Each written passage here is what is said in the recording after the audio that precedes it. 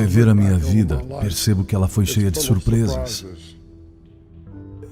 Nunca pensei que seria amigo de pessoas de diferentes países em todas as partes do mundo. Pois Deus amou o mundo de tal maneira que deu o seu único filho. Olhemos para a cruz esta noite. Eu vejo como a mão de Deus me guiou.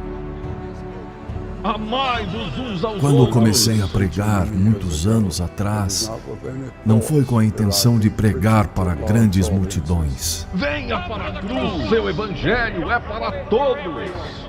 Deus fez isso. Cristo está vivo. Nos Estados Unidos de hoje há um vazio na Nosso alma. país precisa desesperadamente de um avivamento espiritual. Por muitas vezes eu chorei indo de uma cidade para outra e vi o quanto as pessoas se afastaram de Deus. De tudo o que vi e ouvi, há apenas uma mensagem que pode mudar o coração e a vida das pessoas. Há uma solução se você escolher o caminho da cruz, da cruz, da cruz. Eu quero contar às pessoas qual é o significado da cruz. Não daquela cruz pendurada na parede ou em volta do pescoço de alguém. Nós recebemos liberdade conquistada através de um resgate feito A na verdadeira cruz de Cristo. A cruz demonstra o grande amor de Deus pelo homem. Ela é cheia de marcas e manchada de sangue. É uma Seu rude real cruz. propósito ao vir ao mundo era morrer. Eu sei que muitos rejeitarão essa mensagem, mas ela é a verdade. E com todo o meu coração eu quero contar-lhes essa verdade. Deus diz, te amo, eu te amo, com amor sem fim.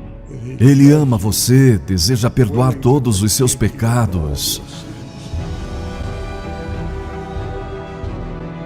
Em nossas igrejas temos uma cruz. Ela está gravada em nossas Bíblias. É um enfeite que usamos em nosso pescoço, cristãos e não cristãos. Mas fale sobre a profundidade e o real significado da cruz. E ela se torna uma ofensa. Mas por quê? A cruz é uma ofensa porque ela confronta as pessoas. Mas ainda assim é um confrontamento que todos devemos encarar. A cruz. Eu olho para a plateia quando me levanto para pregar e penso que cada pessoa tem uma história diferente e necessidades diferentes. E sei que elas são alvo do amor poderoso de Deus. Ao ponto de Deus dar seu filho, seu único filho, para morrer numa cruz. E a cruz era a forma de execução mais terrível aplicada pelos romanos a criminosos. E Jesus enfrentou tudo isso em nosso lugar por causa dos nossos pecados. Nós merecemos a cruz, nós merecemos o inferno, nós merecemos julgamento e tudo o que isso significa. Eu sei que há muitas pessoas que discordam disso. As pessoas não querem ouvir que elas são pecadoras. Para muitos isso é uma ofensa. A cruz é ofensiva, porque ela confronta diretamente o mal que domina grande parte deste mundo. Uma razão por que a cruz é uma ofensa para as pessoas é aquilo que ela requer. Ela não dá uma sugestão, ela requer um novo estilo de vida em todos nós.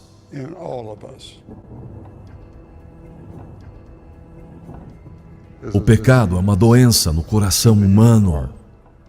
Ele afeta a mente, a vontade e as emoções. Cada parte do nosso ser é afetado por essa doença. Como nós podemos quebrar essa cadeia? Como podemos ser livres? Deus nos ajuda a quebrar essas correntes. A Bíblia diz: se alguém está em Cristo, nova criatura é.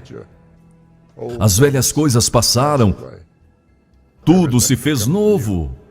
Ele pode fazer de você uma pessoa totalmente nova.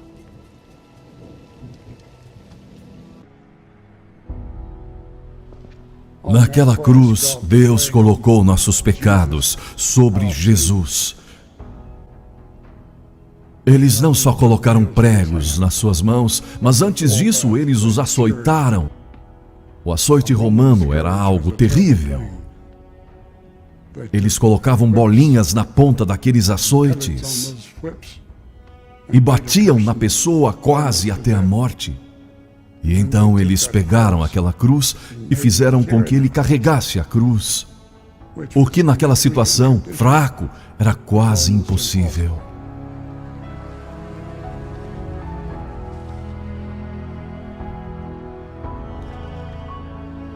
Mas ele carregou aquela cruz para um lugar fora de Jerusalém, e então eles pregaram as suas mãos. Mas aquele não foi o pior de tudo. O sofrimento real foi quando ele disse: meu Deus, por que me desamparaste? Naquele momento terrível, ele e Deus Pai foram separados.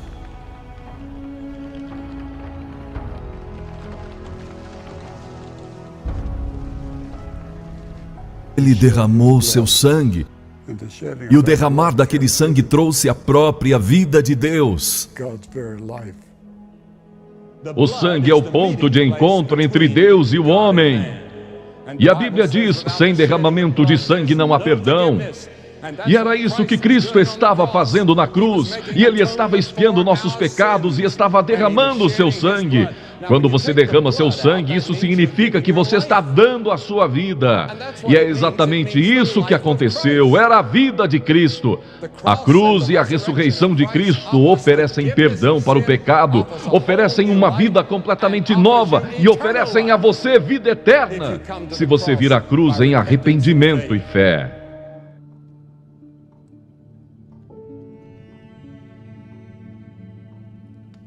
Não há outro caminho para a salvação, exceto pela cruz de Cristo.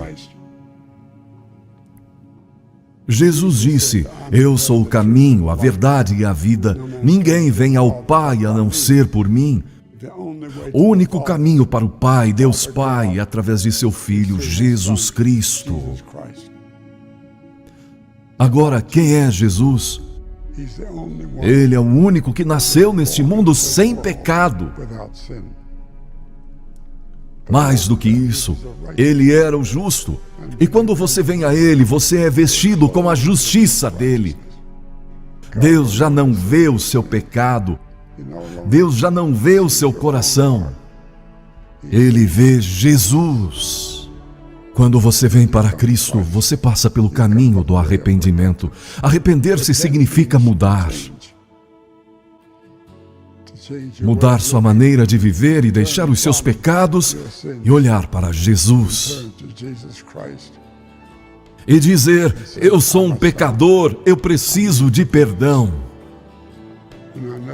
Eu sei que Tu és o único que pode me mudar. Hoje eu estou te pedindo para colocar sua confiança em Cristo.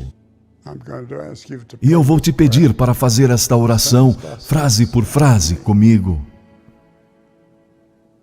Querido Pai Celestial, eu sei que sou pecador e te peço o Teu perdão. Eu creio que morreste pelos meus pecados e ressuscitaste dos mortos.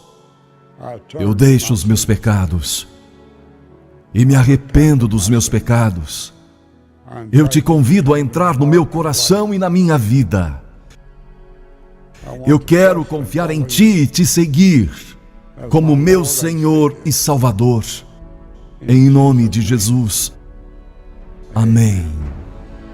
Porque Deus amou o mundo de tal maneira que deu o Seu Filho unigênito, para que todo aquele que nele crê não pereça, mas tenha a vida eterna.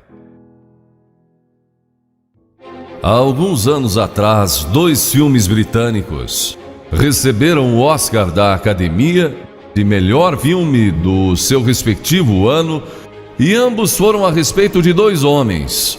Um foi Eric Liddell e o outro foi Gandhi. Ambos tiveram a força e a coragem, quando sob pressão, de dizer não a si mesmos, de exercer autodisciplina.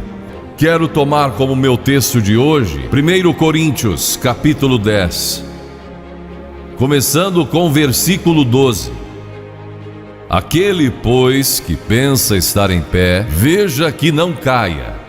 Não vos sobreveio tentação, ouçam isto, não vos sobreveio tentação que não fosse humana. Todo ser humano enfrenta tentações no decorrer de sua vida, mas Deus é fiel e não permitirá que sejais tentados além das vossas forças. Pelo contrário, juntamente com a tentação vos proverá livramento, de sorte que a possais suportar. Deus provê o escape, se você conhece a Cristo. Bom, aqueles dois filmes tiveram um tremendo impacto sobre o mundo. De 1982, foi Carruagens de Fogo, a história de Eric Liddell, um jovem que disse não a si mesmo e sim a Cristo. Ele surpreendeu o mundo quando se recusou a correr no domingo nas Olimpíadas de Paris de 1924. E vocês todos sabem que ele disse não até mesmo ao príncipe de Gales, que lhe pediu que corresse, porque ele era o homem mais rápido do mundo nos 100 metros.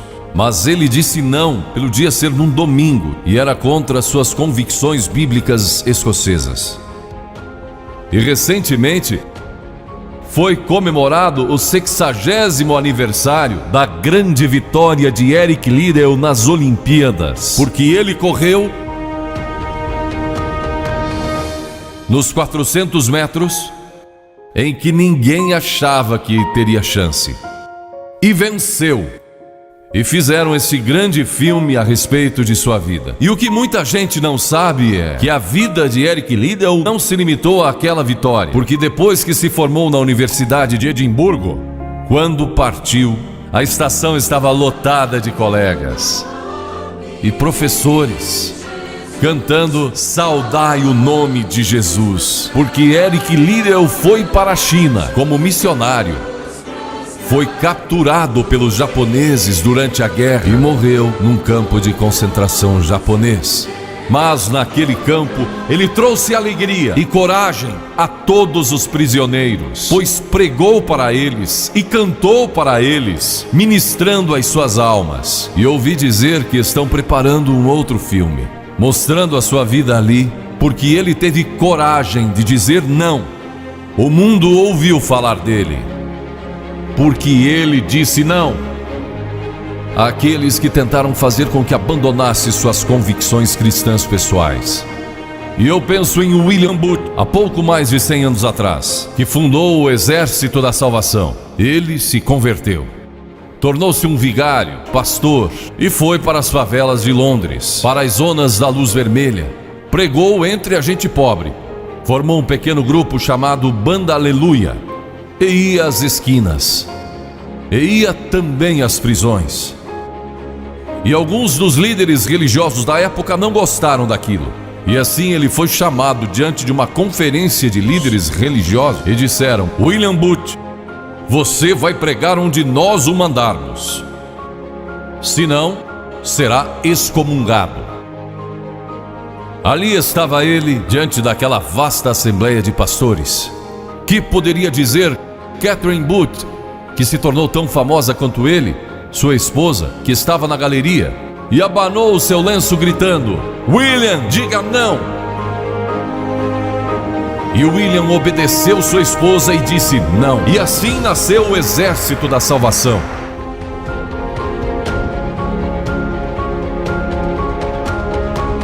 Lemos muitas histórias na Bíblia a respeito de jovens que disseram não e mudaram o curso da história.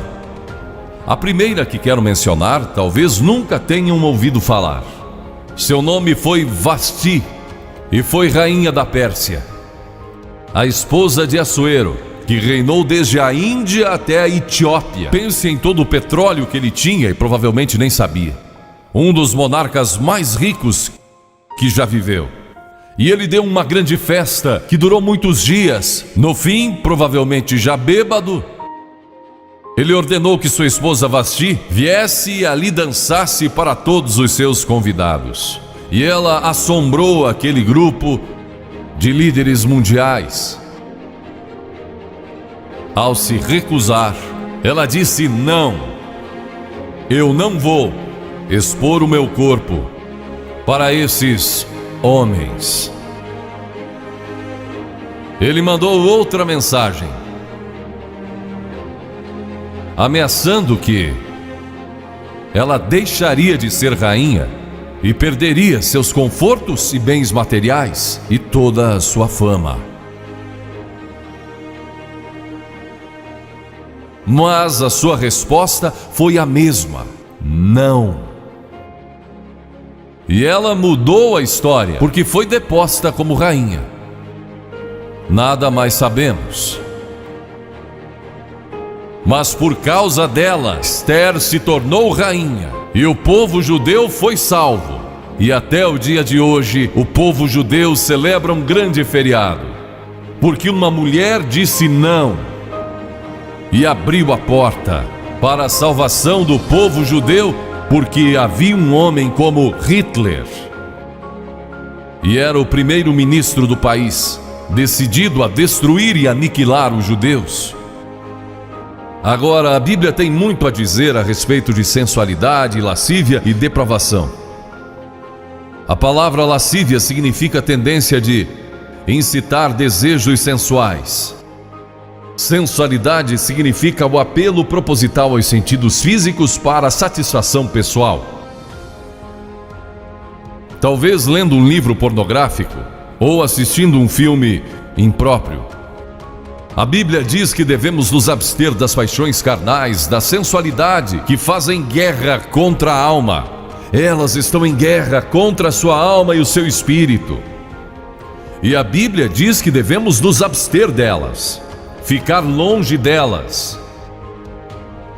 E então a Bíblia usa outra palavra, réprobo. Agora isso se refere a pessoas totalmente depravadas, de consciências mortas ou cauterizadas. Não sabem mais corar, perderam a capacidade de discernir entre o bem e o mal. E em Romanos 1:28 lemos: e por haverem desprezado o conhecimento de Deus, o próprio Deus os entregou a uma disposição mental reprovada para praticarem coisas inconvenientes. Ou seja, Deus desistiu deles dizendo: vão em frente, gozem toda a depravação e a sensualidade que quiserem, não vou perturbá-los, ainda não. Mas saibam que os seus pecados o acharão e prestarão contas no dia do juízo. E Paulo, escrevendo ao jovem Timóteo, disse: também estes resistem à verdade, homens de todo corrompidos, réprobos quanto à fé. Em outras palavras, rejeitaram a Cristo por tanto tempo que suas consciências se cauterizaram e seus corações se endureceram. E mesmo que o Espírito de Deus lhes fale, eles não podem ouvir.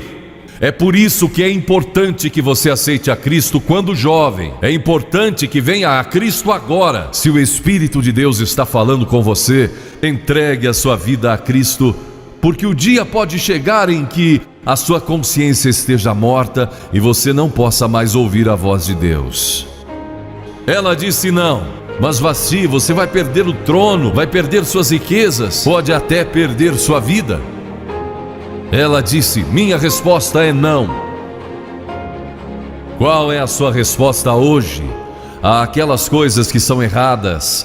A mentira, a lascívia, a cobiça, ao preconceito racial. Qual vai ser? Você vai disciplinar seu corpo? Vai permanecer firme às convicções que Cristo e a Bíblia ensinam? Ou vai ceder e seguir pelo caminho largo que leva à destruição? Ou vai entrar pela porta estreita e pelo caminho apertado que conduz à vida eterna? Qual vai escolher? Você tem uma escolha hoje. Deus nunca vai forçá-lo a escolher. E então houve um outro jovem, um jovem chamado Daniel. E a Bíblia diz que Daniel resolveu em seu coração que não se contaminaria com as finas iguarias do rei, nem com o vinho que ele bebia.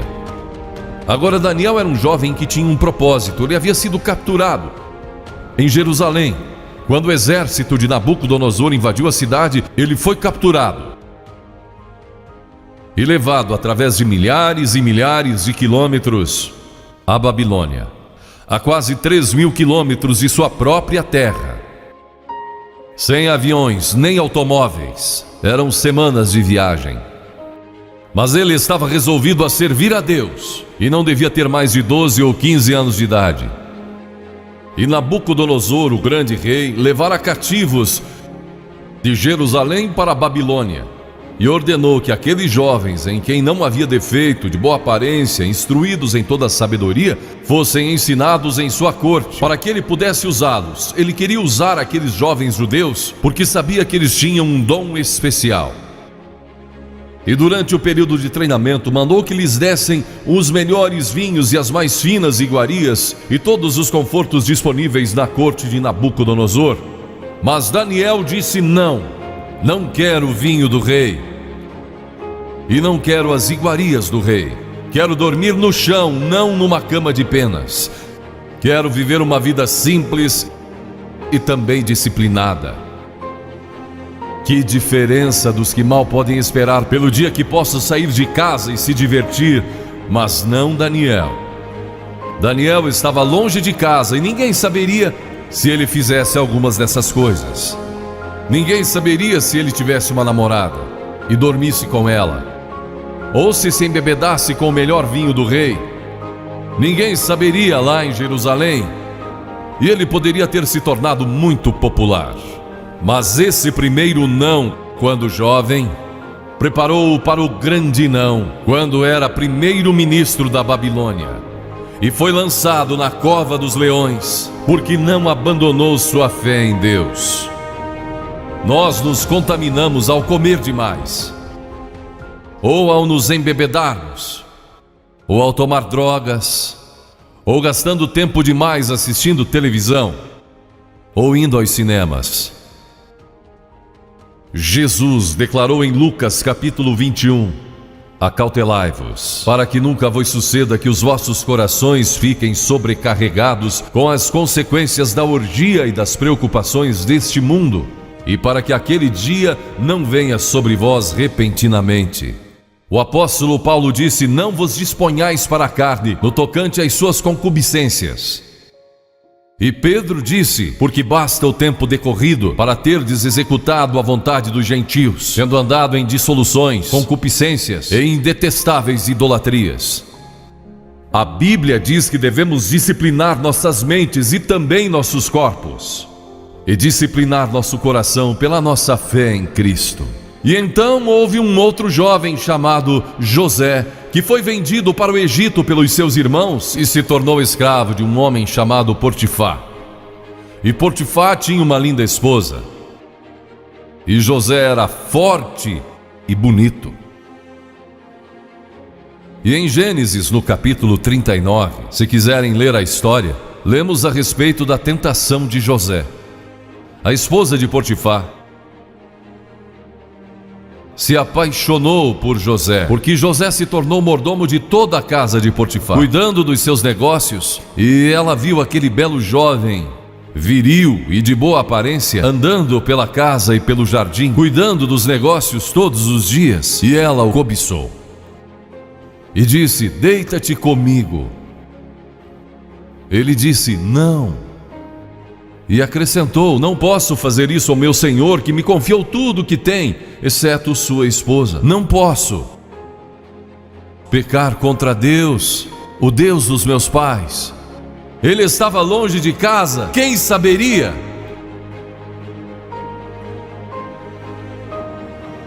Mas disse não.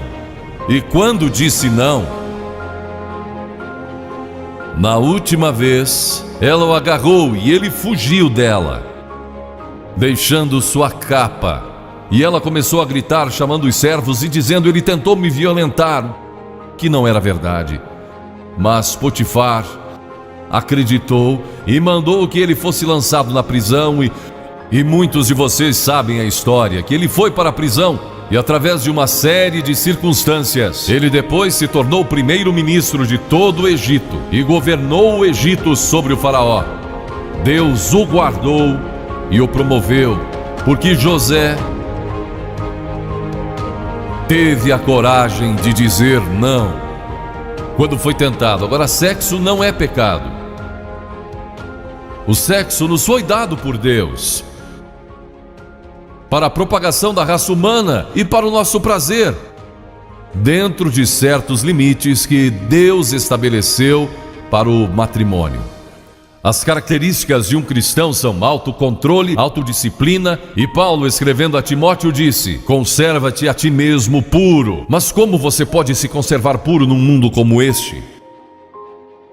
Como pode se manter puro olhando para as bancas de jornais ou assistindo alguns filmes? Como pode se manter puro com as tentações que enfrenta todo dia? Não pode, de modo algum, exceto se Cristo está em seu coração. Ele lhe dará a força e o poder, porque nenhuma tentação lhe sobrevirá que Cristo não lhe ofereça um meio de escape. Entregue a sua vida a Cristo hoje, deixe que Ele controle a sua vida, deixe Ele ser o Senhor de sua vida, deixe que Ele controle essa área de sua vida, sua mente, seu corpo e sua vida sexual. Deixe que Ele tome conta dela. E lemos a respeito de um outro jovem chamado Moisés. Em geral, pensamos em Moisés como um homem velho, de barba, mas foi na juventude que ele tomou uma decisão que o levou à grandeza. Porque a Escritura diz, pela fé Moisés, quando o homem, talvez aos 17, 18 anos de idade, recusou ser chamado filho da filha de Faraó. Recusou, ele fez uma escolha, preferindo ser maltratado junto com o povo de Deus, a usufruir prazeres transitórios do pecado. Agora observe que ele estava no Egito. Era filho da filha do Faraó, herdeiro do trono do Egito. E talvez seria o próximo Faraó. Mas ele fez uma escolha, porque sabia que seu povo, o povo de Israel, era escravo dos egípcios. E ele teve que tomar uma decisão no auge de sua glória e no auge de tudo o que lhe foi oferecido. E ele disse não a Faraó: não vou ser seu filho, prefiro sofrer e morrer com meu povo e servir o Deus vivo e verdadeiro. E foi exatamente o que ele fez. E conhecemos Moisés hoje como um dos grandes homens da história. Ele rejeitou os prazeres transitórios do pecado. E há uma diferença entre prazeres e alegria. Quem ama os prazeres empobrecerá, diz a Bíblia. E ela cita um homem que disse: entreguei o meu coração à loucura e aos seus prazeres, mas tudo isso é correr atrás do vento. Quem vive em prazeres está morto, embora viva, amando aos prazeres mais do que a Deus. A Bíblia diz que há pessoas que amam aos prazeres mais do que a Deus. É o seu caso? Você ama a Deus mais do que ama a prazeres pecaminosos? Não falo de esportes e todas essas coisas maravilhosas que temos. Falo de prazeres pecaminosos. Mas a alegria produzida pelo Espírito Santo, e há centenas de passagens que falam dessa alegria. Você pode ter alegria mesmo quando não tem prazer, porque a alegria é profunda. O anjo disse aos pastores naquela grande noite: não temais, pois vos trago boa nova de grande alegria, que o será para todo o povo. E mesmo no sofrimento, quando você recebe a Cristo, Deus não remove o sofrimento. Ele não remove todos os problemas e as dificuldades da vida. Ele não faz isso. Ele não promete, se você está desempregado, conseguir um emprego amanhã se você aceitar a Cristo hoje à noite. Ele promete que lhe dará graça e força e alegria em qualquer situação. Bem-aventurados sois quando os homens vos odiarem e quando vos expulsarem da sua companhia, vos injuriarem e rejeitarem o vosso nome como indigno, por causa do Filho do Homem. Regozijai-vos naquele dia e exultai.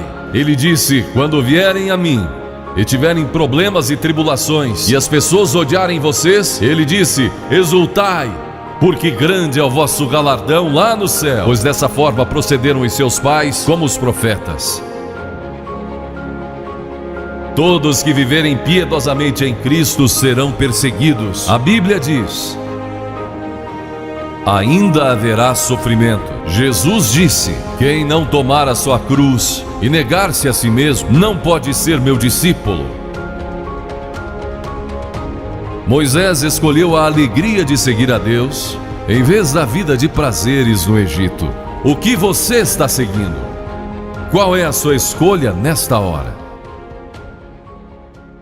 E então o último é Jesus. Jesus foi tentado em todas as coisas à nossa semelhança, mas sem nenhum pecado. Quer dizer que Jesus foi tentado a mentir? Sim. Que Jesus foi tentado a cobiçar? Sim. Que ele foi tentado a adulterar? Sim. Que Jesus foi tentado a roubar? Sim.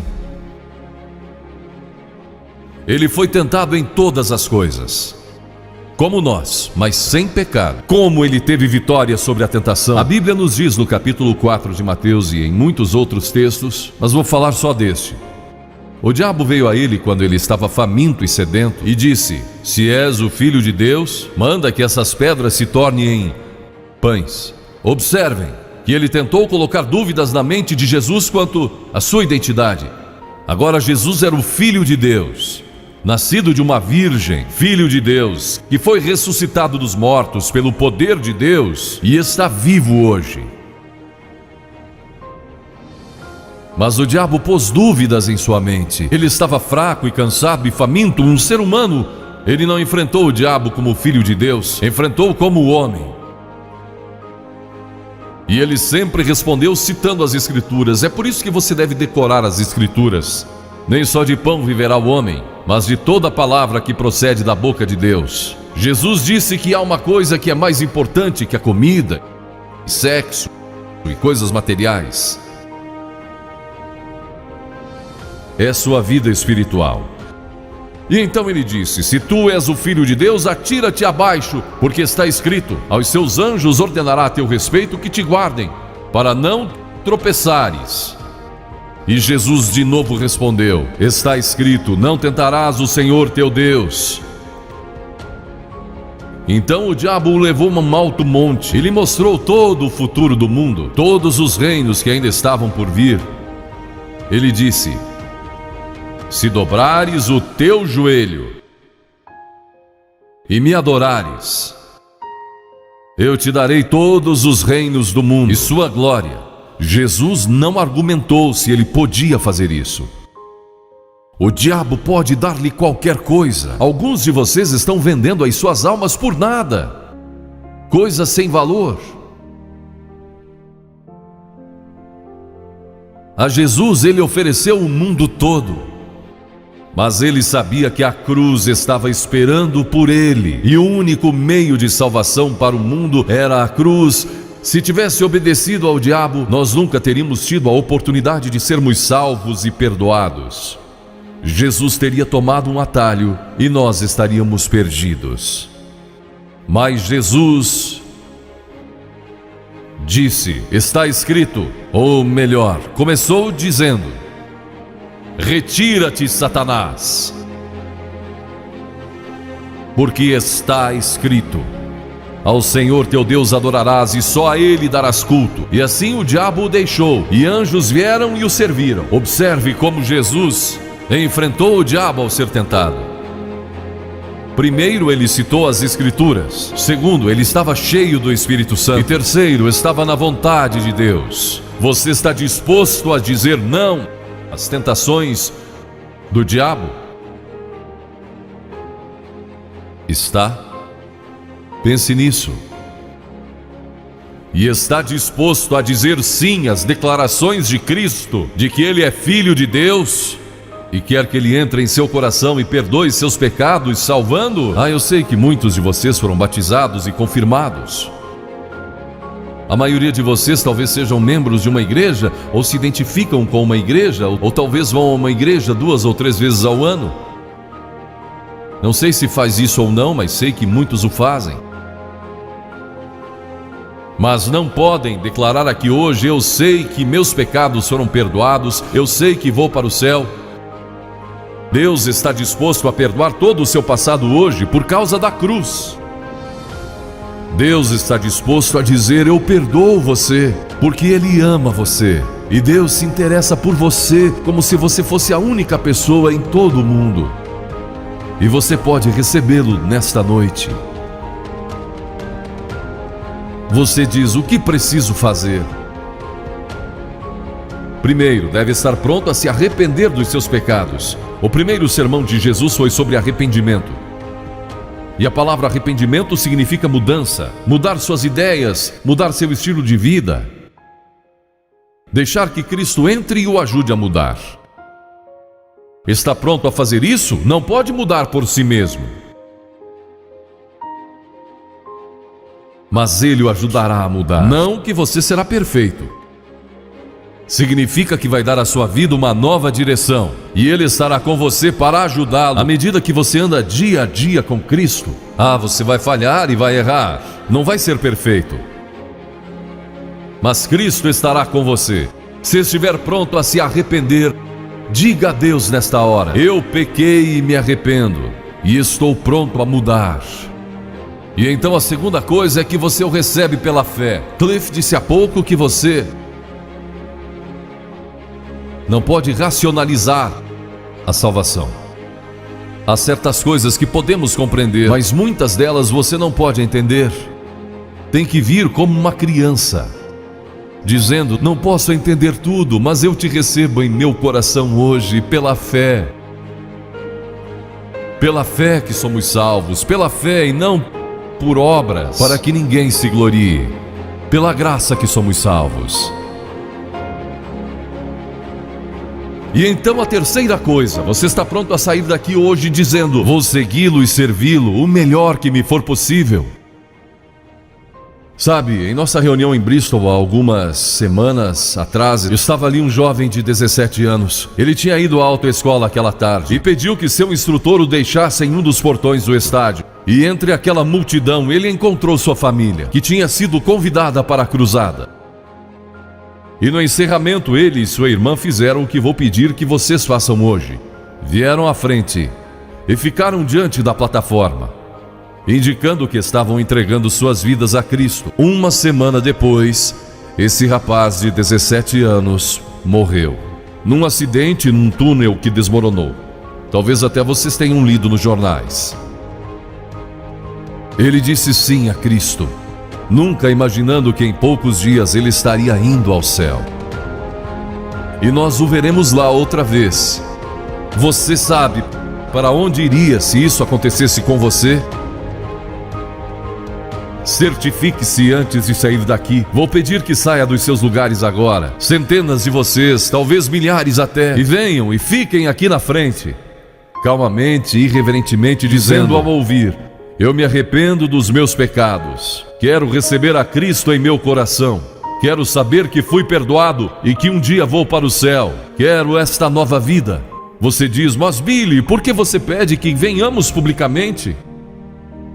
Por que em público? Porque toda pessoa que Jesus chamou no Novo Testamento, chamou em público. Ele disse: se não estiver disposto a me confessar diante dos homens, tampouco eu o confessarei diante do meu Pai que está nos céus. Jesus morreu publicamente por você, despido, sangrando, diante de toda aquela multidão. Por você. Certamente você pode vir à frente hoje, declarar sua entrega a Cristo. Não somente os jovens, talvez você tenha 70, 80 anos e Deus falou com você hoje. Levante-se e venha. Vamos esperar por você. Você que está assistindo pela internet no século 21, no Brasil ou em outras partes do mundo, também pode tomar uma decisão por Cristo agora. Entregue a sua vida a Cristo hoje. Tome a decisão que estas pessoas estão tomando, estas centenas de pessoas. Vimos mais de 3.000 pessoas todas as noites. Que Deus o ajude a tomar essa decisão hoje. E procure uma igreja mais próxima. Se o vídeo foi importante para você, dê o seu like, comente, compartilhe no seu WhatsApp ou Facebook. Mas eu estava em um avião no leste, há alguns anos atrás, e o homem sentado do outro lado, oposto a mim, era o prefeito de Charlotte, Carolina do Norte. O nome dele era John Belk. Algum de vocês provavelmente o conheceu. E havia um homem bêbado lá, e ele levantou de sua poltrona 2 ou 3 vezes. Ele estava incomodando todo mundo com o que ele estava fazendo. Ele estava dando tapinhas na aeromoça e a beliscando quando ela passava. E todos estavam chateados com ele. E finalmente John Belk disse: "Você sabe quem é que está sentado aqui?" E o homem disse: "Não, quem?" Ele disse: "É Billy Graham, o pregador." O homem disse: "Não me diga." Ele se virou para mim e disse: "Toca aí." Ele disse: "Seus sermões realmente me ajudaram."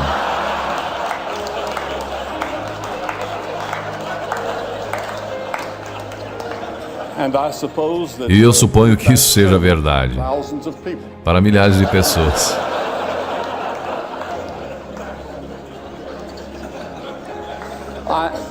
Eu sei como vocês estão vislumbrando o futuro e como ouvimos um pouco dele aqui hoje. Eu gostaria de viver nesta época e ver como seria,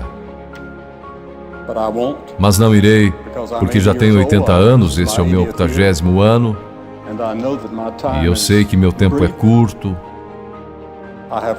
Eu tenho flebite em ambas as pernas no momento, e foi por isso que eu precisei de uma pequena ajuda para subir aqui, porque eu tenho o mal de Parkinson adicionado a isso, e alguns outros problemas que eu não falarei sobre isso.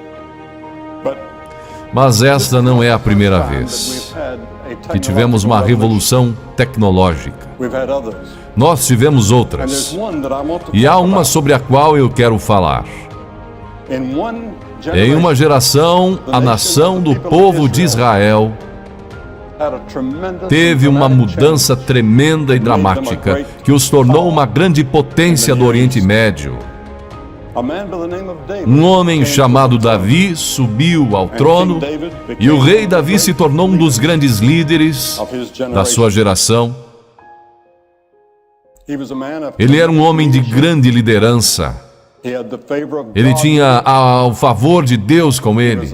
Ele era um brilhante poeta, filósofo, escritor, soldado, com estratégias em combates e conflitos, até hoje estudadas por nós. Mas cerca de 2 séculos antes de Davi, os hititas haviam descoberto o segredo da fundição e processamento do ferro. E lentamente essa técnica se espalhou, mas eles não permitiam que os israelitas aprendessem ou tivessem qualquer acesso. Mas o rei Davi mudou tudo isso e ele introduziu a idade do ferro a Israel. A Bíblia diz que Davi construiu grandes depósitos de ferro, sobre quais arqueólogos descobriram na Palestina dos dias atuais existir evidências daquela geração. Agora, ao invés de ferramentas rudimentares, feitas de madeira e pedra, Israel agora tinha arados de ferro, foices, enxadas, armas militares. E no curso de uma geração, Israel foi completamente transformada. A introdução do ferro, de certa forma, teve um impacto um pouco parecido com o que o microchip teve na nossa geração.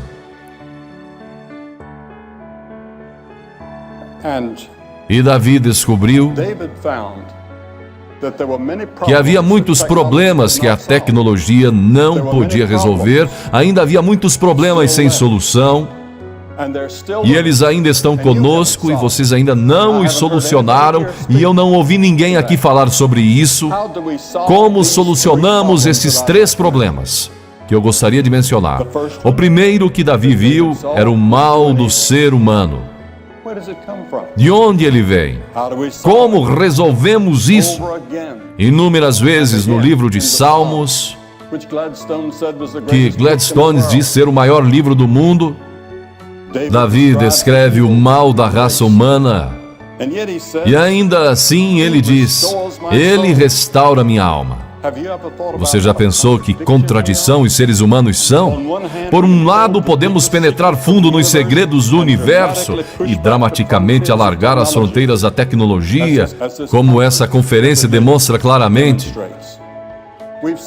Nós já vimos o fundo do oceano 3 milhas abaixo, ou galáxias a milhares de bilhões de anos-luz no futuro.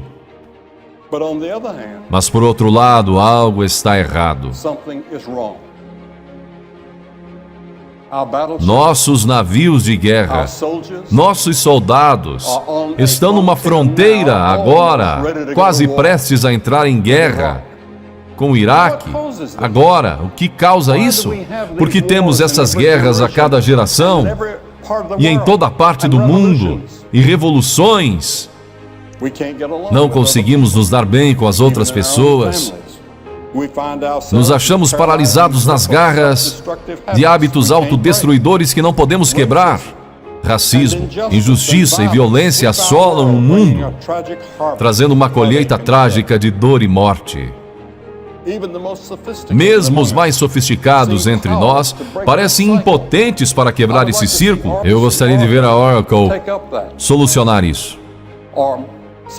Ou alguns outros gênios tecnológicos trabalharem nisso. Como mudamos o homem, de forma que ele não minta ou trapaceie, e que nossos jornais não estejam cheios de histórias de fraudes nas empresas ou nos trabalhos, ou atletismo ou em qualquer outra área. A Bíblia diz que o problema está em nós, dentro de nossos corações e almas.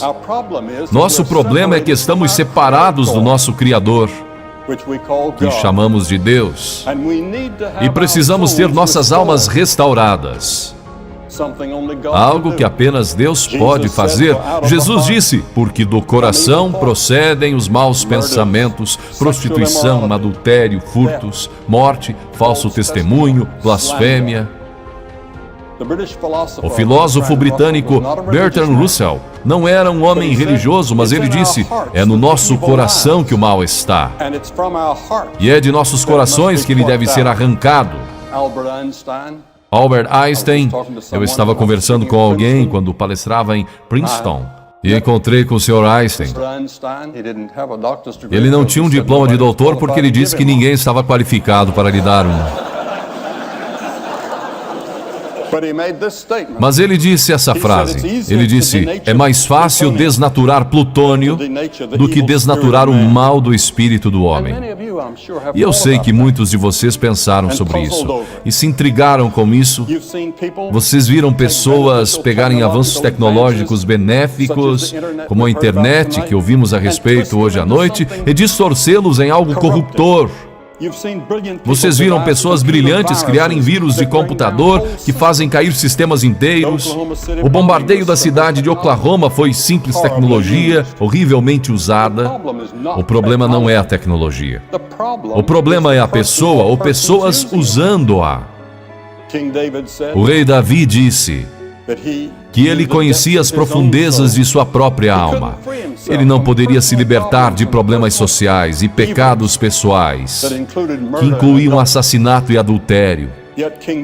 No entanto, o rei Davi buscou o perdão de Deus e disse: tu restauras minha alma. Vejam vocês, a Bíblia ensina que nós somos mais do que um corpo e uma mente. Nós somos uma alma. E existe algo dentro de nós que vai além do nosso entendimento. Essa é a parte de nós que anseia por Deus ou por algo mais do que encontramos na tecnologia. A sua alma é a sua parte que anseia por significado na vida e que busca por algo além dessa vida. E é a parte de você que realmente anseia por Deus. Eu percebo que jovens ao redor do mundo procuram por algo. Eles não sabem o que são. Eu falo em muitas universidades.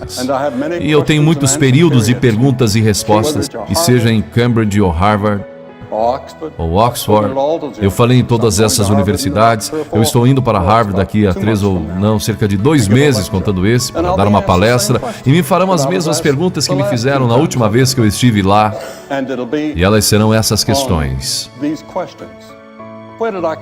De onde eu vim? Por que estou aqui? Para onde eu irei? Qual o sentido da vida? Por que eu estou aqui? Mesmo se você não tem religião, existem ocasiões quando você pensa que existe algo mais. Thomas Edison também disse: quando você vê tudo o que acontece no mundo da ciência e no funcionamento do universo, você não pode negar que existe um comandante na ponte.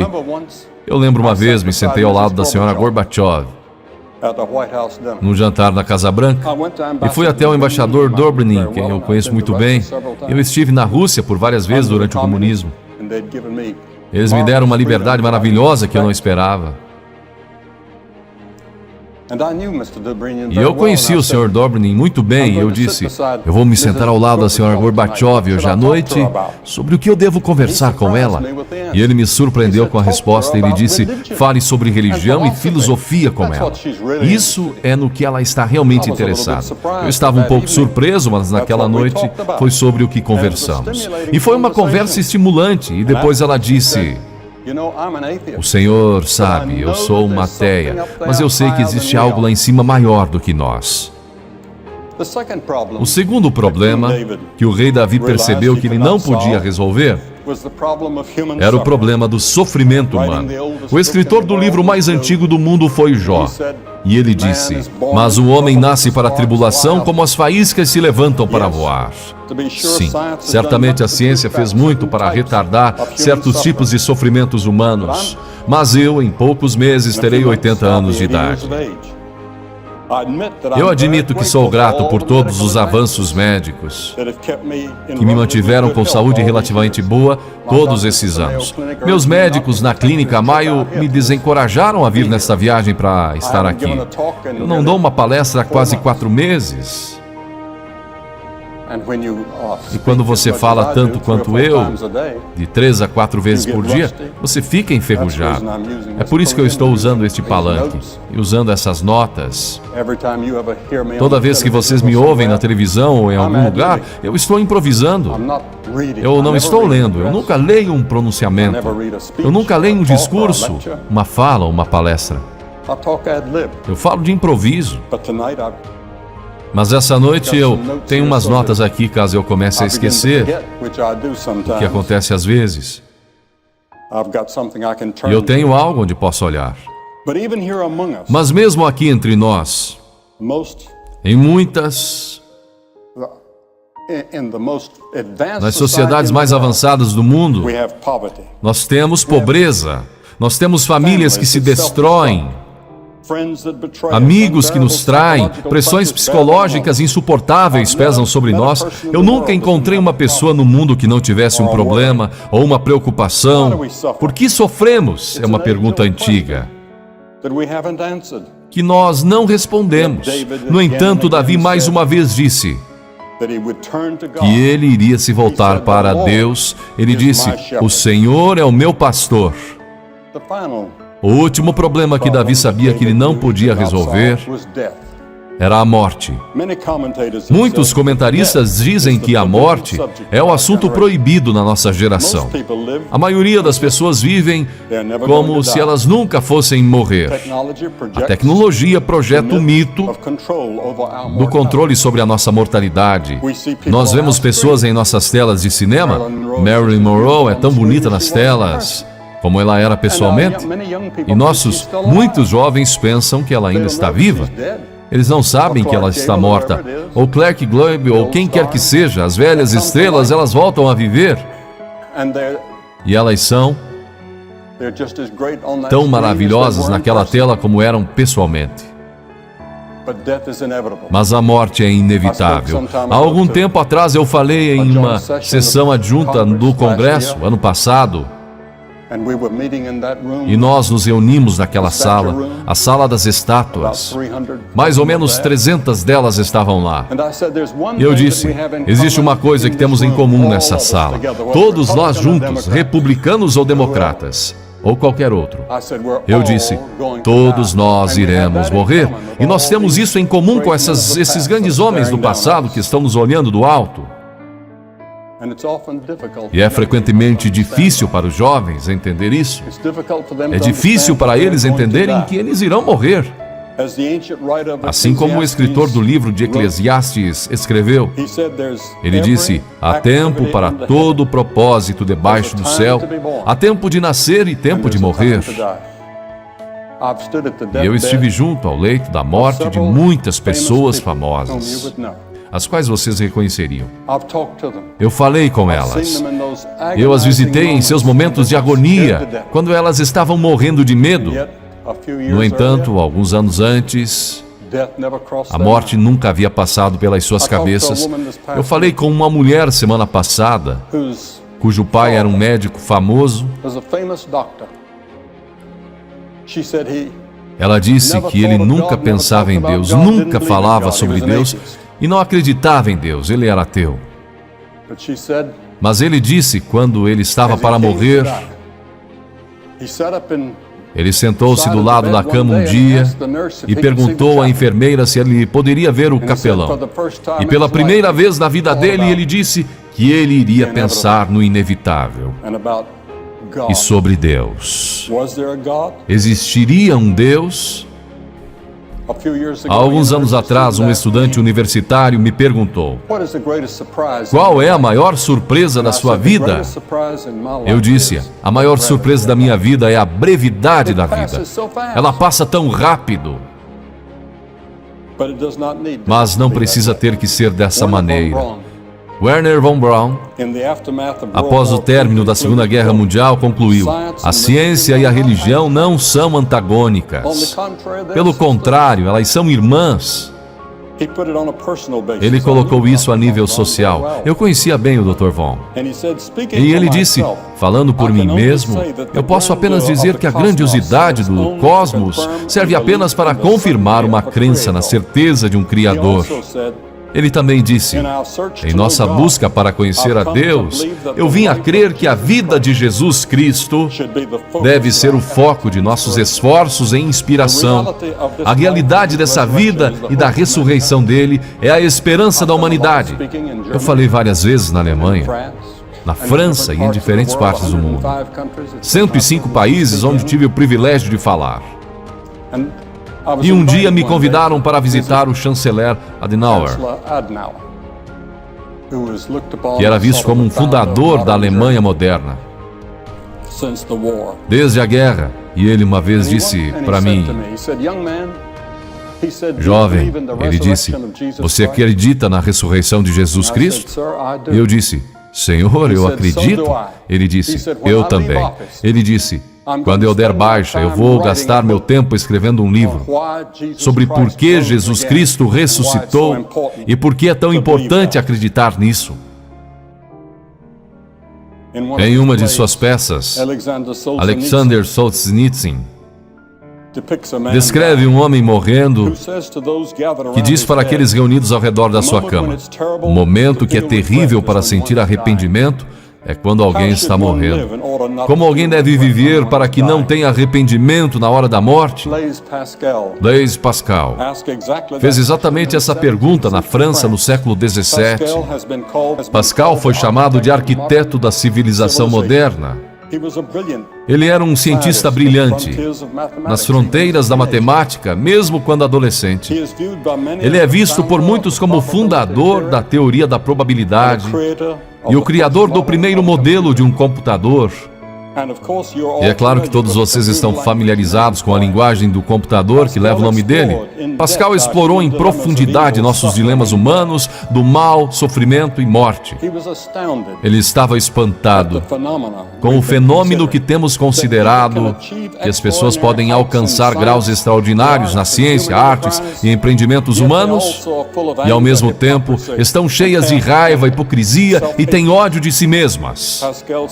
Pascal nos via como uma mistura impressionante de gênio e engano próprio. Em 23 de novembro de 1654, Pascal teve uma experiência religiosa profunda. Ele escreveu essas palavras no seu diário: "Eu me submeto completamente a Jesus Cristo, meu Redentor." Um historiador francês disse, 2 séculos mais tarde, raramente um intelecto tão grande se submeteu com tanta humildade à autoridade de Jesus Cristo. Pascal veio a crer não somente que o amor e a graça de Deus podiam nos trazer de volta a harmonia, mas ele creu que seus pecados e falhas poderiam ser perdoados e que quando ele morresse, ele iria para um lugar chamado céu. Ele experimentou isso de uma maneira que foi além da observação científica e da razão. Foi ele que criou o tão conhecido ditado: "O coração tem razões que a própria razão desconhece." Igualmente bem conhecida é a aposta de Pascal. Essencialmente ele disse isso: se você aposta em Deus e se abre para o seu amor, não terá perdido nada, mesmo se estiver errado. Mas se você apostar que Deus não existe, então você pode perder tudo nesta vida e na vida por vir. Para Pascal, conhecimento científico se empalidecia diante do conhecimento de Deus. O conhecimento de Deus ia muito além que qualquer coisa que passara pela mente dele. Ele estava pronto para encontrar Deus quando ele morreu com 39 anos. O rei Davi viveu até os 70 anos, um longo tempo na sua era. Mas ele também teve que encarar a morte. E ele descreveu essas palavras: "Ainda que eu andasse pelo vale da sombra da morte, não temerei mal algum, porque tu estás comigo." Essa foi a resposta de Davi para os 3 dilemas: do mal, sofrimento e morte. Esta pode ser a sua também, quando você busca o Deus vivo e permite que Ele preencha a sua vida e lhe dá esperança para o futuro. Quando eu tinha 17 anos de idade, eu fui nascido e educado numa fazenda da Carolina do Norte. Eu ordenhava vacas toda manhã e tinha que ordenar as mesmas vacas todas as noites quando eu chegava da escola. E havia 20 delas que eu tinha, pelas quais eu era responsável. E eu trabalhava na fazenda e tentava não ficar atrás dos meus estudos. Eu não tirava boas notas no colégio. Eu não as tirava na universidade. Até que algo aconteceu no meu coração. Um dia eu me encontrei cara a cara com Cristo. Ele disse: "Eu sou o caminho, a verdade e a vida." Você pode imaginar isso? Eu sou a verdade. Eu sou a personificação de toda a verdade. Ele era um mentiroso? Ou ele era um louco? Ou ele era o que ele alegava ser? O que ele era? Eu tinha que fazer aquela decisão. Eu não podia provar isso. Eu não podia levar isso a um laboratório e fazer experiências com isso. Mas pela fé eu disse: eu acredito nele. E ele entrou em meu coração e mudou a minha vida. E agora eu estou pronto para quando eu ouvir aquele chamado para entrar na presença de Deus. Obrigado e Deus abençoe todos vocês.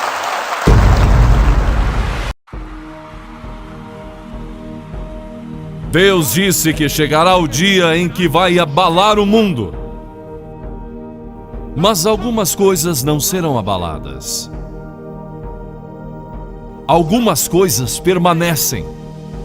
Em outras palavras, está chegando um momento em que o mundo estará pressionado e não haverá saída. Esses tempos vêm na sua vida, na sua casa. Tensão, atrito, problemas financeiros. Você está pressionado e não parece haver uma saída. Há uma resposta. Tem jeito. Jesus disse: eu sou o caminho. Mas no meio de toda essa mudança, há algumas coisas que nunca mudam. Pense nisso por um momento. O que nunca muda? A natureza de Deus não muda. Deus não mudou. Ele não mudou para se adaptar à nossa geração. Deus é imutável. Eu sou o Senhor Deus, não mudo. Deus é imutável em sua santidade. Somos todos culpados de ficar aquém dos santos requisitos de Deus, e todos somos pecadores, e todos precisamos da graça e misericórdia de Deus. E é por isso que o Senhor Jesus veio e morreu na cruz. Ele morreu por seus pecados, Ele morreu pelos meus, e Deus levou seus pecados e os colocou em Cristo. Deus não muda em sua santidade. E deixe-me dizer-lhe, porque Ele é um Deus santo, Ele também é imutável em seu julgamento. Está chegando o dia do julgamento. Nosso Deus é um fogo consumidor. A Bíblia está cheia de histórias de julgamento. Nosso Senhor fala mais sobre o inferno do que sobre o céu. Há um dia de julgamento chegando. Deus é um Deus santo e você e eu vamos estar lá. E quando eu estiver lá, não vou pedir justiça, vou pedir misericórdia. Eu preciso de piedade, eu preciso da graça de Deus, preciso do perdão de Deus. E quero lhe contar uma coisa maravilhosa. Deus te ama e Ele te oferece hoje, agora, perdão. E Ele lhe oferece misericórdia. Deus pode perdoar todos os pecados que você já cometeu. Deus pode limpar a lousa por causa de Cristo. Não porque você merece.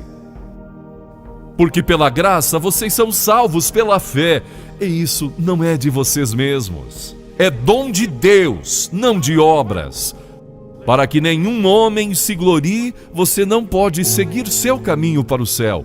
Você não pode comprar o seu caminho para o céu. Deus é imutável. Ele é imutável em seu amor. Deus te ama.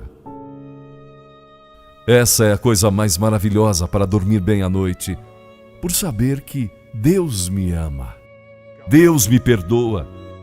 Deus está interessado em mim, mas eu devo recebê-lo. Em segundo lugar, a palavra de Deus não muda. A grama murcha e a flor murcha, mas a palavra do nosso Deus permanece para sempre. Eu decidi há muito tempo. Há muitas coisas nesta Bíblia que eu não entendo. São perguntas que você pode me perguntar que não posso responder. Não conheço todas as respostas desse livro. Como uma mente finita como a minha pode compreender o infinito? Eu não posso.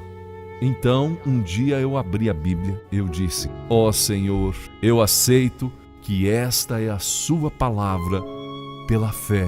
E isto se resolveu para mim a partir daquele momento. Quando cito as Escrituras, eu sei que estou citando a palavra de Deus.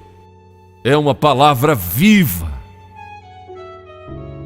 E por fim, o caminho da salvação não mudou. Todos esses séculos, o caminho para o reino de Deus é exatamente o mesmo. Jesus disse: eu sou o caminho da verdade e da vida. Ninguém vem ao Pai senão por mim. Ele nunca vai mudar, mas você deve mudar.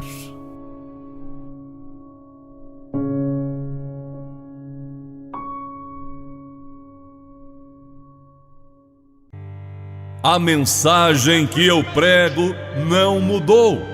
As circunstâncias mudaram, os problemas mudaram, mas no fundo, o homem não mudou e o Evangelho não mudou.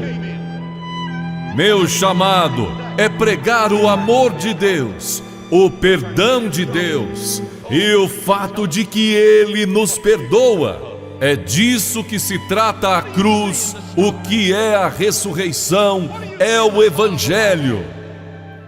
Quando chegamos ao fim de nós mesmos, chegamos ao princípio de Deus.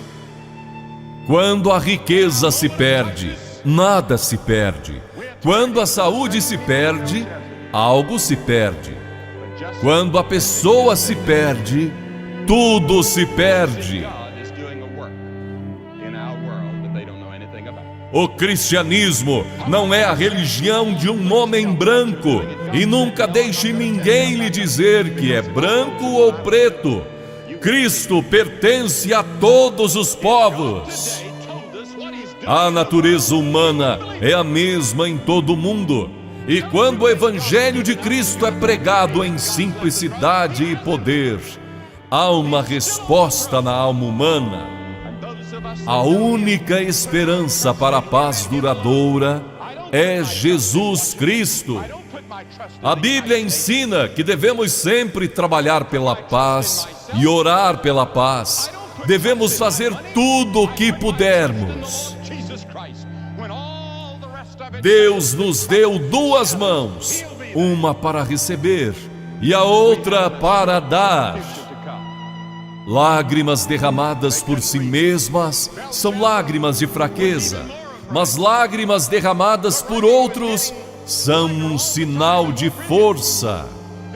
As montanhas são para vistas e inspiração, mas as frutas são cultivadas nos vales.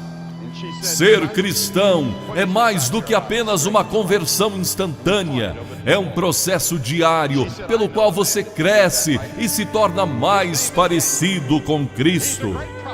Se uma pessoa recebeu a Cristo como Senhor e Salvador e teve sua vida mudada, sinto que nosso ministério vale a pena, porque Jesus disse: o que beneficiará um homem se ele ganhar o mundo inteiro e perder sua própria alma? Bem, suponha que uma alma seja salva. Isso valeria a pena ao mundo inteiro.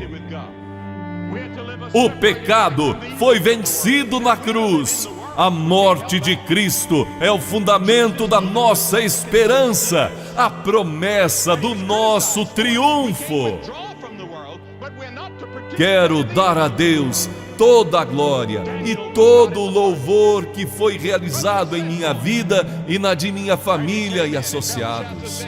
Aguardo com expectativa o dia em que possa ver Jesus frente a frente e deitar no chão, a seus pés, qualquer honra que recebi, porque Ele merece tudo.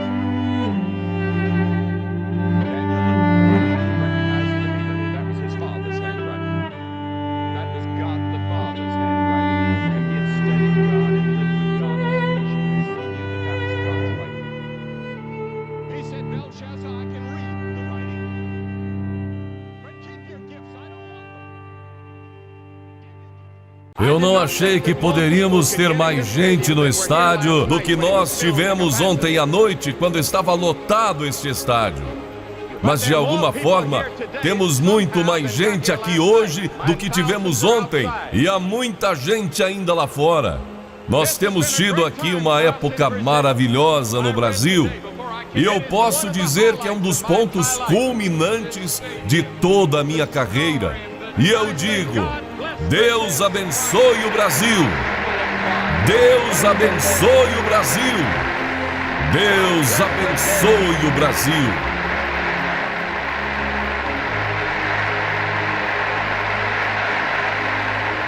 Eu li antes de vir ao estádio a história da morte de Jesus Cristo, segundo Marcos. Ele tinha sido preso, tinha sido julgado, tinha sido castigado. E agora tinha sido entregue aos soldados romanos para ser executado. Colocaram uma coroa de espinhos na sua fronte. E agora bateram nele de novo. E então bateram com açoite de pontas de aço que rasgaram suas costas. E agora colocam aquela cruz pesada sobre seus ombros. E agora o levaram pelas ruas de Jerusalém, pelas ruas centrais, para que todos pudessem vê-lo. E ele estava carregando aquela cruz pesada. E Jerusalém estava cheia de gente, dezenas de milhares de pessoas, e era uma atmosfera carnavalesca. E quando chegaram ao lugar chamado Gólgota, então deixaram Jesus na cruz e colocaram cravos nas suas mãos, e agora amarraram seus pés à cruz, e agora levantaram a cruz, e ali ele ficou pendurado, morrendo, com seu sangue vertendo. Mas a multidão lá estava rindo e zombando e ridicularizando. Ele salvou os outros, agora não pode salvar-se a si mesmo. Ah, se és o Filho de Deus, por que não desces daí? Mas ele não desceu. E graças a Deus ele ficou ali. Se ele tivesse descido da cruz, ninguém poderia ter sido salvo, ninguém poderia ir para o céu. Não há nenhuma morte que se possa comparar neste mundo à morte de cruz. É a pior de todas as mortes. Mas Jesus não só morreu fisicamente, ele morreu espiritualmente. Ele nunca em sua vida cometeu um pecado. Ele se tornou pecado em seu lugar. E o seu sofrimento mais profundo, quando ele exclamou: meu Deus, por que me desamparaste? A Bíblia diz que ele era desprezado e rejeitado pelos homens. As pessoas em toda parte que eu vou me perguntam: há esperança para mim? Pessoas alcoólatras, prostitutas, viciados, ladrões, assassinos, prisioneiros, espiritistas. Elas perguntam: há uma esperança para mim? Há 2 dias uma pessoa me perguntou se eu acreditava na existência do diabo. Sim, a Bíblia diz que há o diabo. E a ele pertence o reino das trevas. Ele pode realizar milagres falsos. Ele pode criar experiências espirituais falsas. E ele promete liberdade e luz. Mas ele traz tristeza e morte e destruição.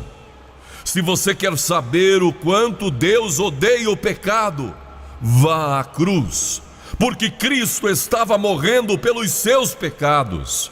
Mas você dirá: o que é pecado?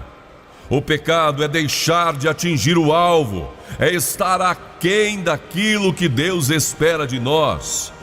Deus diz que nós devemos ser santos, mas você não pode ser santo. Então você está aquém. Nós devemos ser como Jesus, mas nenhum de nós pode viver como Jesus. Todos nós fracassamos. Nós estamos aquém do alvo. Mas Deus exige justiça e retidão para ir ao céu. Você olha para você mesmo e você diz: eu não sou tão mau. Eu sou melhor do que muita gente que conheço. Mas Deus olha você através dos seus olhos de justiça e santidade e diz que você é um pecador. Talvez para você o pecado não seja coisa tão séria. Uma mentira? Mas todo mundo mente. Roubar um pouquinho? A maior parte das pessoas rouba alguma coisa na vida. Cometer pecado sexual? Ser infiel à esposa? Quase todo mundo faz isso. Não há muita coisa nisso. Mas aos olhos de Deus, isso é terrível. E não sabemos a profundeza dos nossos próprios pecados. Todos pecaram e destituídos estão da glória de Deus. Também o pecado é a quebra da lei de Deus. Agora, o que é a lei? Eu vejo pessoas: isto é moral, isto é imoral. Qual é o critério? São os 10 mandamentos. Aqui está a expressão da lei moral que Deus colocou no universo. A lei de Moisés. Você já quebrou essa lei? Uma vez, talvez um pouquinho. A Bíblia diz que se você quebrou uma dessas leis, quebrou todas. Eu quero confessar a você hoje, eu tenho quebrado essa lei muitas vezes. E a Bíblia diz que se você quebrou essa lei, é pecador. Então eu tenho que dizer a Deus hoje: eu sou pecador. E então este fato agora me arrasta à misericórdia de Deus. E quando eu me aproximo de Deus, eu não busco justiça. Se eu procurar justiça, estou perdido. Se eu alcançar justiça, vou para o inferno. Eu quero misericórdia, eu quero graça, eu quero perdão. E é isso que Deus me oferece na cruz. E eu vejo na cruz quão profundos meus pecados são. E então, este pecado é um defeito, é uma falha do coração humano. Afeta minha mente, afeta minha vontade, afeta minha consciência, afeta as minhas emoções. Toda a minha vida é afetada pelo pecado e eu me torno um escravo do pecado. O pecado diz: faça isso, e eu faço. E agora o pecado vem e me castiga e diz: faça isso, e eu faço. Eu não quero fazer, mas eu faço de qualquer forma. Por quê? Por quê? Porque o pecado é o meu Senhor. Como é que posso ter liberdade? Venha à cruz. Ele então fará você livre. Ele então irá quebrar os grilhões. Ele vai quebrar todos os impedimentos. Deus está dizendo: eu amo você. Não me importa quão mal você tenha sido. Eu o amo. Eu o amo. Eu o amo. É isso que Deus está falando na cruz. Mas Deus prova o seu amor para conosco em Cristo, que morreu por nós quando éramos ainda pecadores. Porque Deus amou o mundo de tal maneira que deu o seu Filho unigênito, para que todo aquele que nele crer não pereça, mas tenha a vida eterna. Então, ao olhar para a cruz, compenetre-se no fato de que Deus o ama. Porque pela graça sois salvos por meio da fé. E isso não vem de vós, é dom de Deus, não vem das obras, diz a Bíblia. E a cruz condena todos os outros meios de salvação. Há muita gente que diz: há muitos caminhos para Deus e para o céu. A Bíblia diz que há um caminho que parece direito ao homem, mas o seu final é caminho de morte. Este é um caminho que pode parecer muito bom, parece razoável, eu posso crer nisso, e parece muito agradável e muito fácil, apesar das exigências de Cristo. Mas Jesus disse: eu sou o caminho, a verdade e a vida, e ninguém vem ao Pai senão por mim. Ele disse: entrai pela porta estreita, porque larga é a porta, espaçoso é o caminho que conduz à perdição, e muitos são os que entram por ele. Porque estreita é a porta, e apertado o caminho que conduz à salvação, e poucos são aqueles que entram por ele. Ele disse: nem todo aquele que disser Senhor, Senhor, entrará no reino dos céus.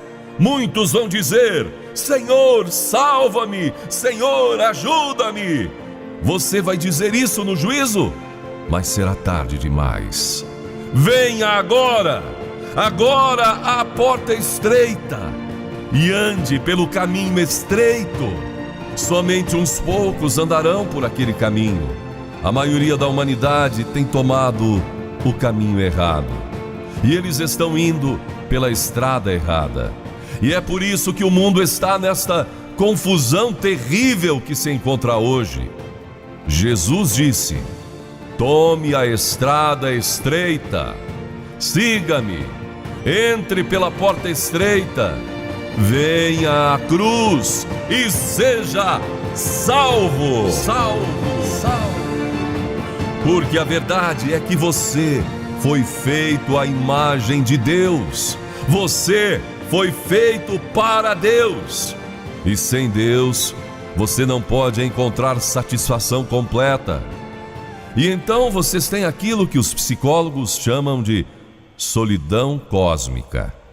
Você pode estar no meio de uma multidão, mas ali mesmo você sente solidão. Essa solidão que somente Deus pode preencher.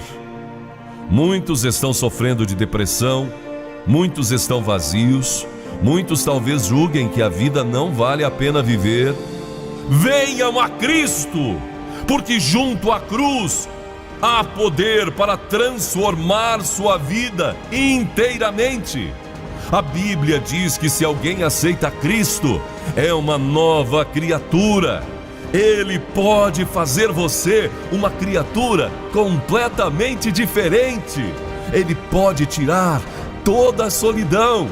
Ele pode trazer alegria e paz e felicidade como nunca você teve. Deixe Jesus Cristo entrar na sua vida. Porque como veem, Jesus morreu na cruz. Eles o sepultaram, mas ele não ficou lá. Ele se levantou da sepultura. Cristo hoje está vivo. Cristo está vivo. E a Bíblia diz que ele vai voltar novamente.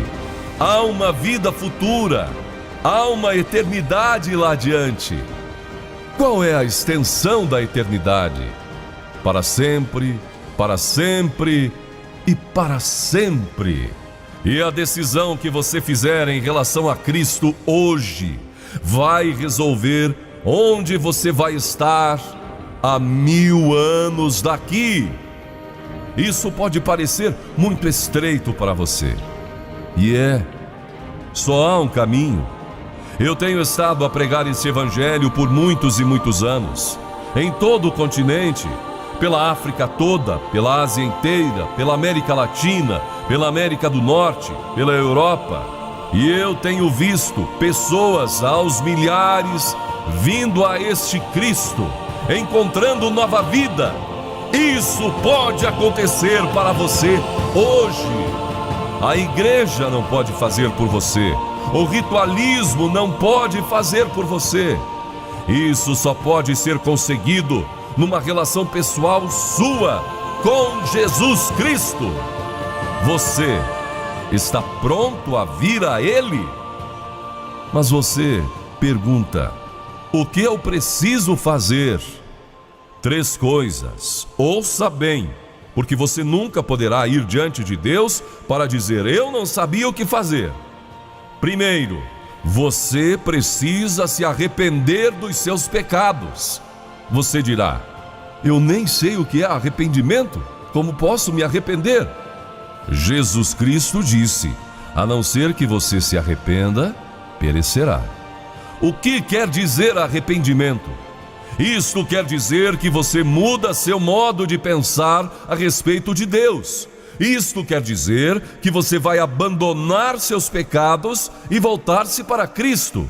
Isso quer dizer que você vai abandonar todos os seus pecados e voltar-se para Cristo. Isto é arrependimento. Você já fez isso? Você já fez isso? Você tem certeza disso? Se eu fosse você e tivesse qualquer dúvida sobre isso, não deixaria esse estádio sem me certificar e me arrepender. Esta é a maior multidão que se reúne para ouvir o Evangelho na América do Norte, na América do Sul e em qualquer outra parte do mundo. Milhões de crentes estão orando por este momento. Mas Deus não olha para nós aqui como uma grande multidão. Deus está olhando para nós, cada um individualmente. E você agora está diante de Deus como uma pessoa única diante dele. E ele está chamando a você pessoalmente ao arrependimento. Ele está ordenando que você se arrependa. Você já se arrependeu? A segunda coisa que você precisa fazer: receba Jesus Cristo como seu Senhor e Salvador. Aqui está como você recebe Cristo. Vamos supor que eu entregue este livro agora ao intérprete. Não é dele até que ele receba, e precisa que ele receba. Deus oferece a você Jesus Cristo. Você precisa recebê-lo, da mesma maneira que você recebe qualquer outra oferta. Deus oferece a você o dom da salvação. Terceira coisa: você deve estar pronto a segui-lo, obedecê-lo e servi-lo. Você está pronto a fazer isso? Você está pronto a fazer esta entrega hoje? Você fará esta decisão hoje? Se você está pronto a fazer isso, eu peço que peguem o programa e agora fiquem abanando o programa onde estão. E podem vir agora mesmo e digam: hoje eu quero Jesus no meu coração. Eu quero os meus pecados perdoados. Eu quero saber que vou para o céu. Agora, há 4 coisas muito importantes que você deve fazer. Ler a sua Bíblia todos os dias. Comece hoje. Isso ajuda você a crescer. Em segundo lugar, ore. Deus vai ouvir, atender a sua oração. Você é seu filho. E terceiro lugar, testemunhe de Cristo onde estiver. E assim que as pessoas vejam que você é uma nova criatura. E por fim, vá a uma igreja e sirva a Deus numa igreja onde Cristo é proclamado. Este vídeo termina aqui. Que Deus abençoe a sua vida. Contamos com sua inscrição neste canal, bem como contamos com o seu like, o seu comentário e, sobretudo, o seu compartilhamento para que mais pessoas assistam estas palavras. Que Deus abençoe a você. E se sua decisão hoje foi entregar sua vida a Cristo, parabéns. A partir de hoje, você faz parte do grande exército de Jesus Cristo, nosso único e suficiente Salvador. E até breve, no grande encontro com nosso Senhor, no lar celestial. Alguém me perguntou um dia: acabei de sair do hospital depois de tentar tirar minha própria vida. As coisas estão melhores comigo agora e não pretendo seguir esse caminho novamente. Mas como posso ter certeza de que não? Deus vai me ajudar? A minha resposta: sim, Deus o ajudará quando você se voltar para Ele e descobrir o que significa caminhar com Ele todos os dias. A Bíblia diz: nada de bom me lhe retém daqueles cuja caminhada é irrepreensível. Salmo 84:11. Como Deus nos ajuda? Primeiro, Ele nos ajuda dando-nos a força para fazer o que é certo. Quando nos voltamos para Cristo e pedimos que Ele nos perdoe e nos ajude, Ele vem viver dentro de nós pelo seu Espírito. Nunca estamos sozinhos quando conhecemos a Cristo, pois Deus agora habita em nós. Ele está conosco a cada minuto do dia e nos ajuda quando nos voltamos em fé para Ele. Seu Espírito nos encoraja e nos ajuda quando desânimo ou tentação surge em nosso caminho. A Bíblia diz: o Espírito nos ajuda em nossa fraqueza. Veja em Romanos 8:26. Ele também nos ajuda, lembrando-nos que Ele nos ama e nós somos seus filhos para sempre. Se você esquecer tudo o que eu digo, espero que você se lembre disso. Deus te ama.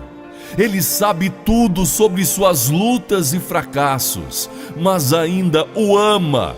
E a prova é que Ele estava disposto a enviar seu único filho ao mundo para morrer por você. Sua vida nunca será a mesma depois que você perceber o quanto Deus te ama.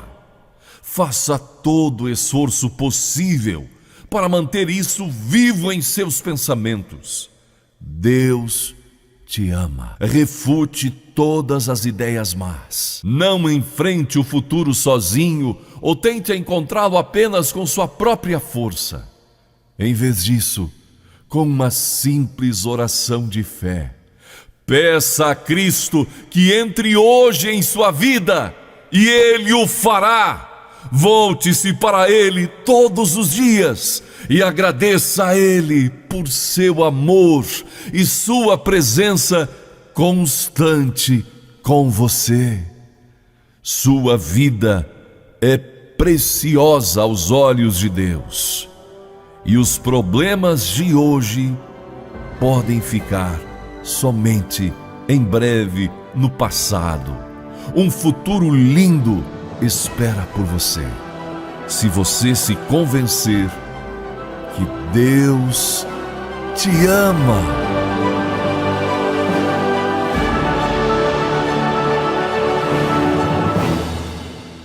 Você vai ouvir neste vídeo 40 citações corajosas do evangelista Billy Graham. Antes, um convite: faça sua inscrição em nosso canal. Temos vários outros vídeos de Billy Graham, o maior evangelista do século XX.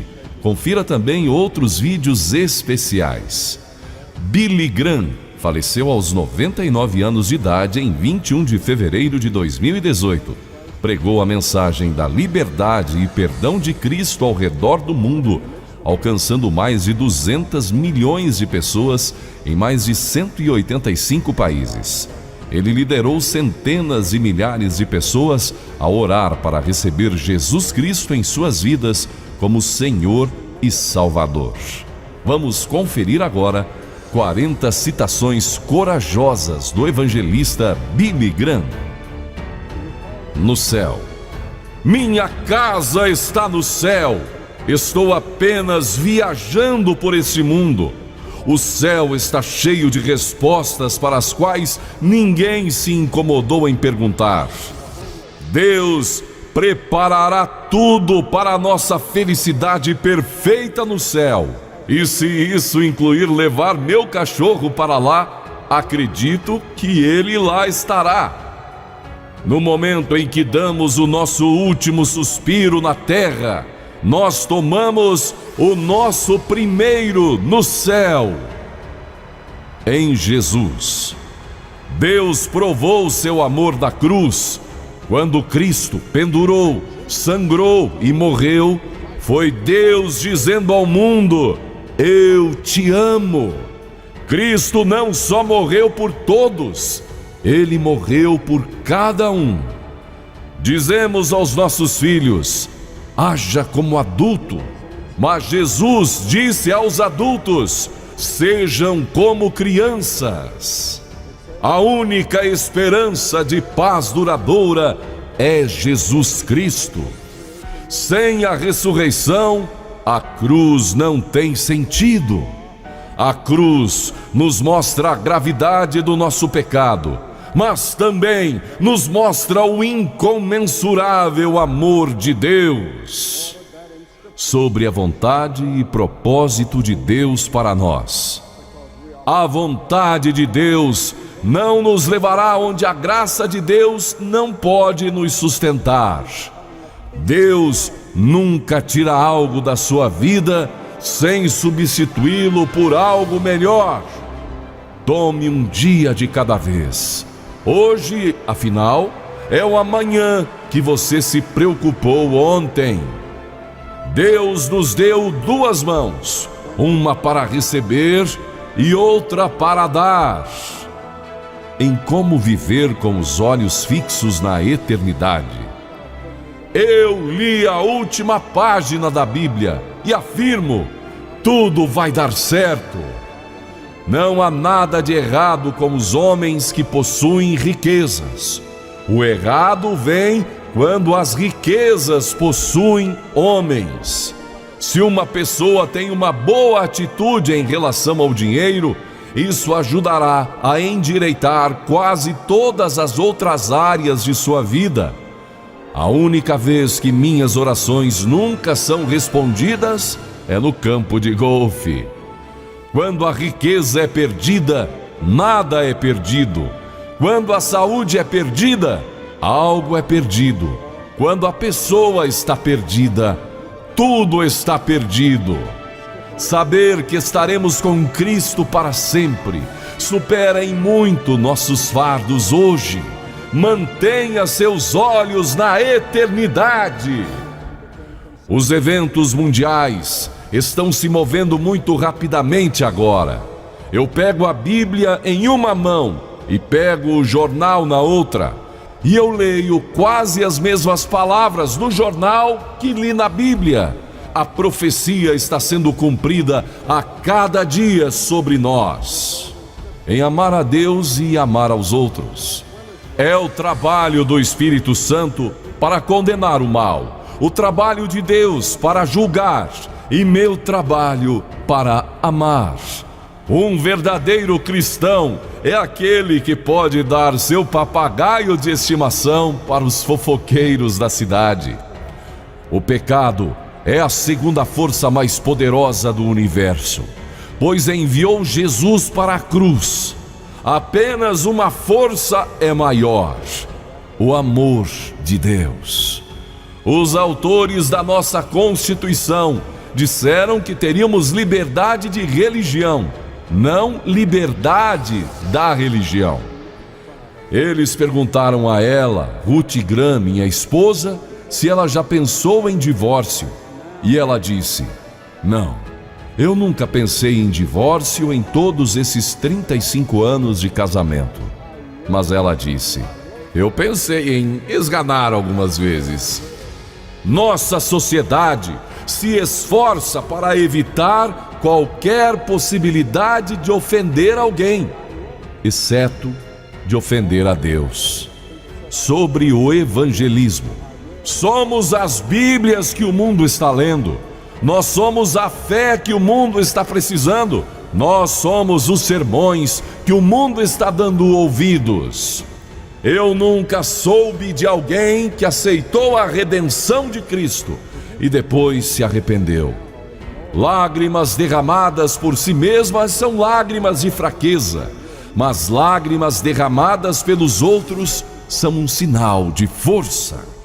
Ser cristão é mais do que uma conversão instantânea.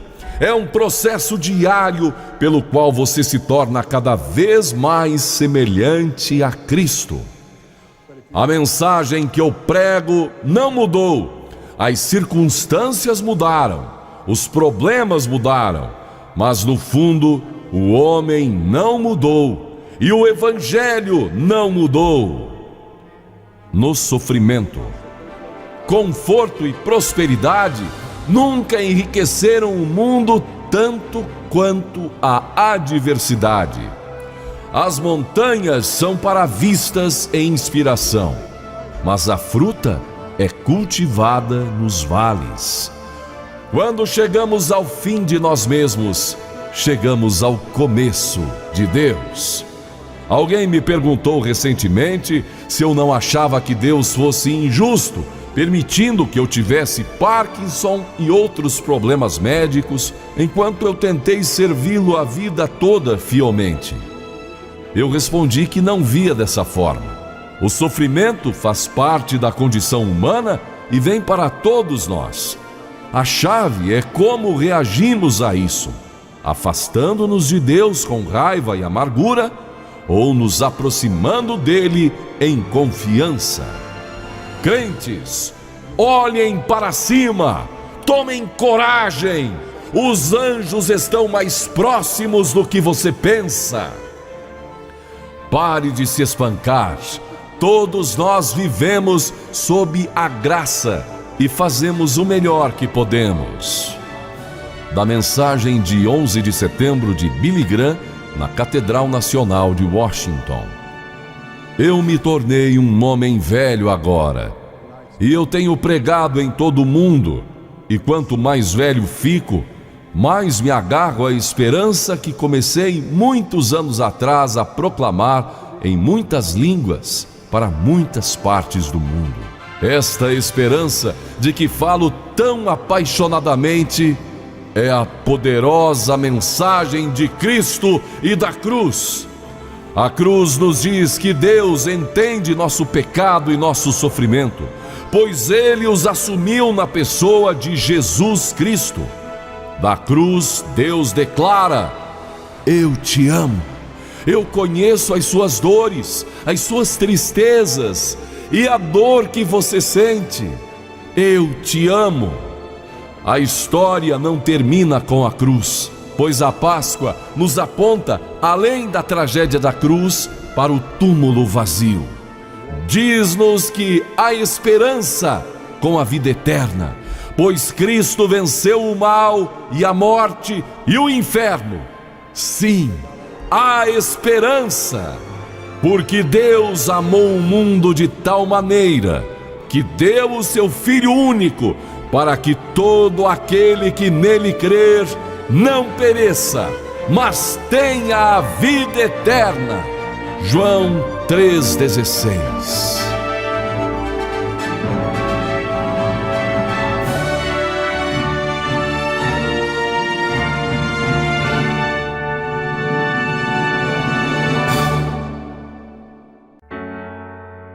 A última coluna escrita por Billy Graham antes de sua morte, publicada pouco depois. Como gostaria de ser lembrado. Espero ser lembrado como alguém que foi fiel. Fiel a Deus. Fiel ao Evangelho de Jesus Cristo. E fiel à chamada, não apenas como evangelista, mas como marido, pai e amigo. Estou certo que falhei em muitos aspectos, mas o que me conforta é a capacidade de Deus em tomar os nossos mais imperfeitos esforços e usá-los para a sua glória. Quando você estiver lendo isto, já estarei no céu. Mas não estarei no céu por ter pregado ou porque tentei viver uma vida proveitosa. Estarei no céu por uma única razão. Há muitos anos, coloquei a minha fé e confiança em Jesus Cristo, que morreu na cruz para tornar possível o nosso perdão e ressuscitou da morte para nos dar a vida eterna. Você sabe se irá para o céu quando morrer? Você pode, ao confiar hoje sua vida a Cristo. Ele está vivo. Eu entreguei a minha vida não para um Cristo morto, mas para um Cristo vivo. E Ele me deu uma nova canção, Ele me deu uma bandeira para levantar. Eu tenho propósito para a minha vida. E eu sei de onde eu vim, eu sei porque estou aqui, eu sei para onde vou. Você sabe?